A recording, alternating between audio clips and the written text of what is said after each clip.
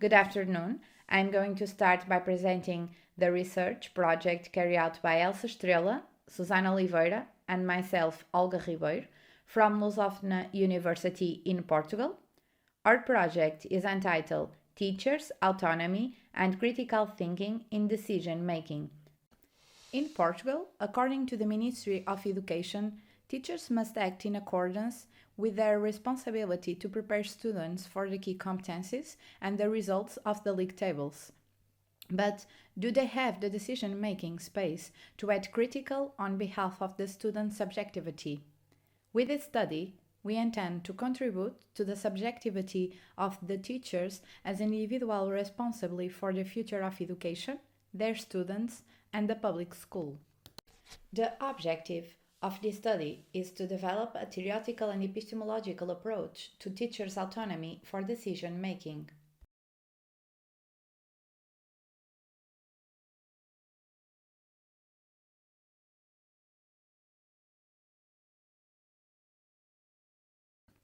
The methodology is the literature review based on three dimensions of education of Biesta, ecological model of teachers' agency of Priestley, and Homo Faber and the banality of Havel of Hannah Arendt. Portugal participation in the global agenda for education. The 20th century marked a change in the theory of development of education research used by the OECD and the World Bank. In 2016, the Curriculum Autonomy and Flexibility pilot project came into force with the objective of identifying barriers to learning the curriculum and develop methodologies in line with the guidelines. So, teachers are now seen as agents of educational change with an active role in education for 21st century. According to Biesta, the new educational tendencies for seeing the act of education as a process for economic benefits goes against what is supposed to be the purpose of education. That is, the person's transformation into a subject being emancipated to assume his freedom in constantly dialogue with the world. To fulfill this purpose, education mustn't be an action of learning focused on the only goal of qualification. Education has two other dimensions that must be put in the process: socialization and subjectification. The three dimensions are intrinsic to the dialogue the subject establishes with himself and the world. In this process, the education has to deal with the meaning of the act of teaching. What is the purpose of teaching? What is the contents that must be taught to students? And how can I, teacher, establish a relation with them to enable a dialogue? Corroborating this point of discussion, we can quote Freire's critical perspective for the paradigm of adaptation in which this person is treated as an object.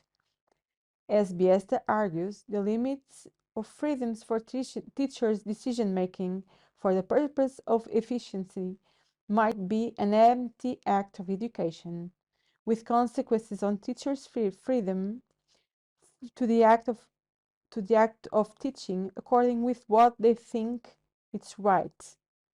With the force of habit, this process becomes a common sense of being in the teacher's profession. Adam's human condition reflects on the public realm as the link between the subject and his political being. It is in the public realm that the subject that develops his relationship with others, his consciousness as a self, and constructs his ability to be in the world. And it is through this process that the subject becomes emancipated as a free subject. And with the Homo faber and Homo laborans and Homo active dimensions interacting with an equilibrium. However, the world of man is becoming more dominated by the labyrinth dimension, absorbed by the technicality.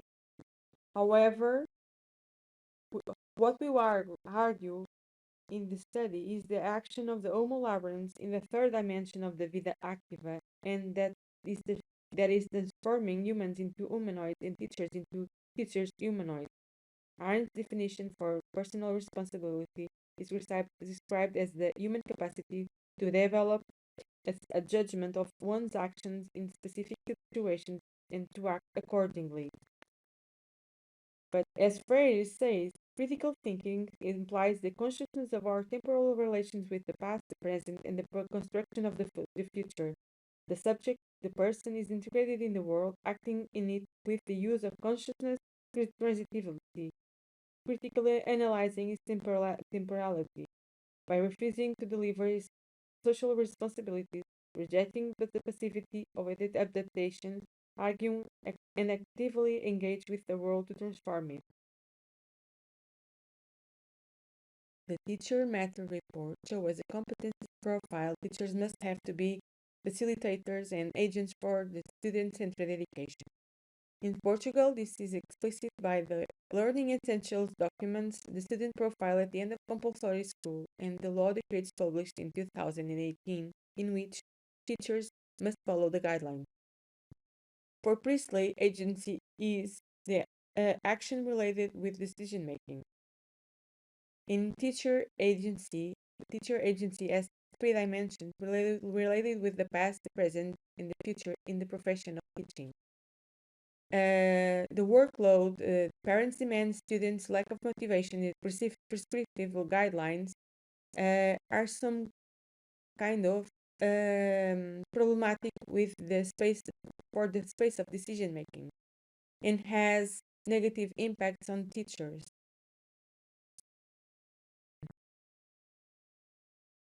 So, what is wrong with this perspective?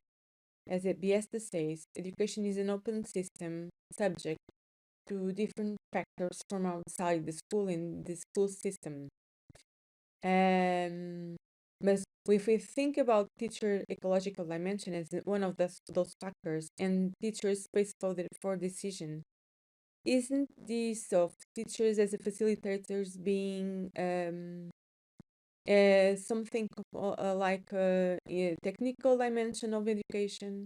If we relate this with the educational research field, as Biesta says, this perspective of education is a technical, with the technical dimension, is related with the instrumental technical education research field, and is forgetting the existential cultural focus field, which analyzes the cultural role of education, the critical pedagogy, and the understanding of teachers' autonomy and space for decision as a way to emancipate and to enable the subject as a free subject, able to emancipate itself and evolve.